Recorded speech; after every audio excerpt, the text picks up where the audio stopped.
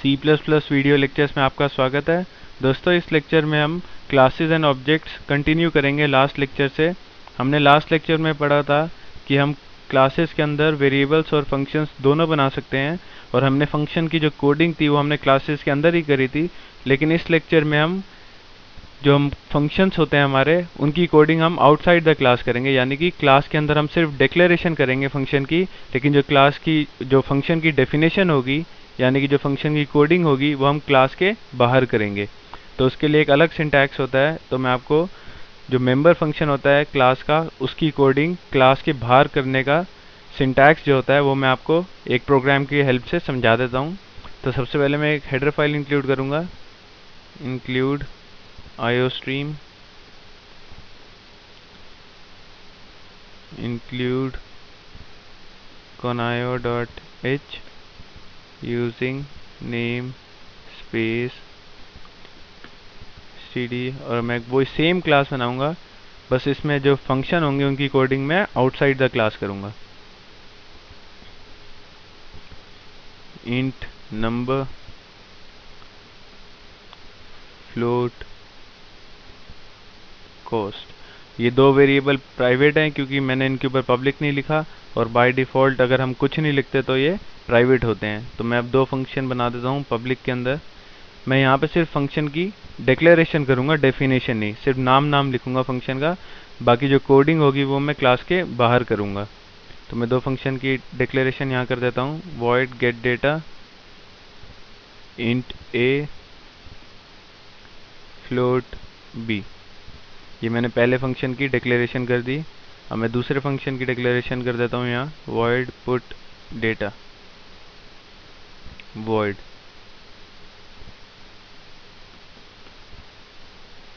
तो दोस्तों, मेरी क्लास जो है वो पूरी हो चुकी है। ये गेट डाटा और पुट डाटा जो हमारा फंक्शन है, ये हमारे पब्लिक के अंदर है, तो हम इसे क्लास के बाहर भी एक्सेस कर सकते हैं। लेकिन हमने इसकी कोडिंग नहीं लिखी गेट डाटा और पुट डाटा की, क्योंकि हम इस बार इस प्रोग्राम में इन दोनों फंक्शन की कोडिंग जो है वो क्लास के बाहर करेंगे। तो उसका सिंटैक्स होता है void, जो कि रिटर्न टाइप है। void हमें पता है इसका रिटर्न टाइप void है, तो हमें यहाँ void लिखना होगा। क्लास का नाम लिखना होगा जो कि इस केस में आइटम है। उसके बाद दो कोलन, इसको हम स्कोप रेजोल्यूशन ऑपरेटर भी बोलते हैं। तो दो कॉलम लिख देते हैं हम उसके आगे, दो कॉलन लिख देते हैं उसके आगे। उसके बाद फंक्शन का नेम जो कि गेट डेटा है, और आर्ग्यूमेंट्स लिस्ट लोट पी। तो हम रिटर्न टाइप लिखते हैं, जो भी फंक्शन का रिटर्न टाइप होता है। इस केस में void है तो हमने void लिख दिया। उसके बाद क्लास का नाम जो कि इस केस में आइटम है।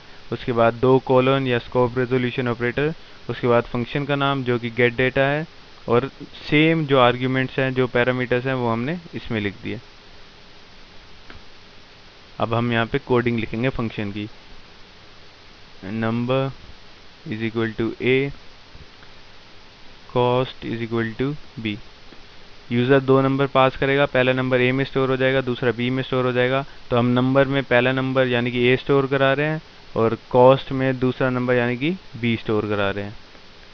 सिमिलरली मैं दूसरा फंक्शन की कोडिंग भी यहाँ कर देता हूँ, void, क्योंकि इसका रिटर्न टाइप भी void है, और क्लास का नेम इसमें भी आइटम है। फिर स्कोप रेजोल्यूशन ऑपरेटर, और फंक्शन का नाम है पुट डेटा, और इस ब्रैकेट्स के अंदर void। बस इन वैल्यूज़ को प्रिंट करा देता हूँ मैं, सी आउट नंबर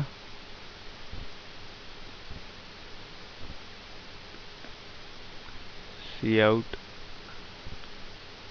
कॉस्ट। तो मैंने दो फंक्शन जो थे क्लास के अंदर, जो हमारे दो फंक्शन थे, उनकी मैंने डेफिनेशन क्लास के बाहर कर दी है। अब मेन फंक्शन बना देता हूँ। सबसे पहले मैं वो क्लास का एक ऑब्जेक्ट बनाना होगा, तो उसका सिंटैक्स होता है हमारा क्लास का नाम जो कि एक आइटम है, और कोई भी ऑब्जेक्ट का नाम दे सकते हैं। सपोज मैं दे रहा हूँ OB1। तो हम इस ऑब्जेक्ट की हेल्प से क्लास के वेरिएबल्स और फंक्शंस को एक्सेस कर सकते हैं, क्योंकि गेट डेटा और पुट डेटा पब्लिक फंक्शंस है हमारे, तो हम इसे क्लास के बाहर एक्सेस कर सकते हैं। तो मैं इस ऑब्जेक्ट की हेल्प से इन फंक्शंस को एक्सेस करता हूँ, गेट डेटा, और इसके अंदर मैं वैल्यूज़ डाल देता हूँ, से 100 एंड 200.36। तो ये हमारी वैल्यूज़ जो पास होंगी यहाँ पे पास होंगी, तो ए हमारा 100 हो जाएगा और बी हमारा 200.36 हो जाएगा। Number is equal to A यानी कि नंबर 100 हो जाएगा। Cost is equal to B यानी कि कॉस्ट हमारी 200.36 हो जाएगी। सिमिलरली मैं दूसरा ऑब्जेक्ट को एक्सेस कर लेता हूँ, दूसरा फंक्शन जो कि है पुट डेटा, उसको एक्सेस कर लेता हूँ। सेम प्रोसीजर है, ob1 डॉट पुट डेटा।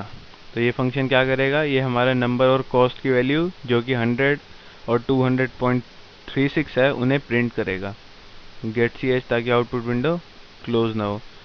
तो मैं जैसे ही इस प्रोग्राम को रन करूँगा तो हमारा 100 और 200.36 प्रिंट हो जाएगा। तो कंपाइल कर देता हूँ मैं प्रोग्राम पहले एक बार, 0 एरर्स, रन कर देता हूँ। आप अपनी स्क्रीन पे देख सकते हैं 100 और 200.36 प्रिंट हो रहा है। तो दोस्तों आप ये सोच रहे होंगे कि हम फंक्शन को क्लास के बाहर डिफाइन क्यों करते हैं, हम फंक्शन की कोडिंग क्लास के बाहर क्यों करते हैं। सपोज़ हमारे प्रोग्राम में हमारे एक क्लास के अंदर हमें 10 फंक्शन की ज़रूरत पड़ती है, तो हम अगर 10 फंक्शन की कोडिंग क्लास के अंदर ही कर दें तो क्लास का जो साइज़ होता है वो काफ़ी लेंदी हो जाएगा। तो इस चीज़ को हम अवॉइड करने के लिए हम सिर्फ डिक्लेरेशन कर देते हैं फंक्शन की क्लासेस के अंदर, बस एक लाइन की डिक्लेरेशन होती है वो कर देते हैं, लेकिन जो कोडिंग होती है वो हम क्लास के बाहर कर देते हैं। सो दोस्तों मैं उम्मीद करता हूँ आपको ये समझ आ गया होगा। नेक्स्ट लेक्चर में हम कंस्ट्रक्टर्स के बारे में पढ़ेंगे।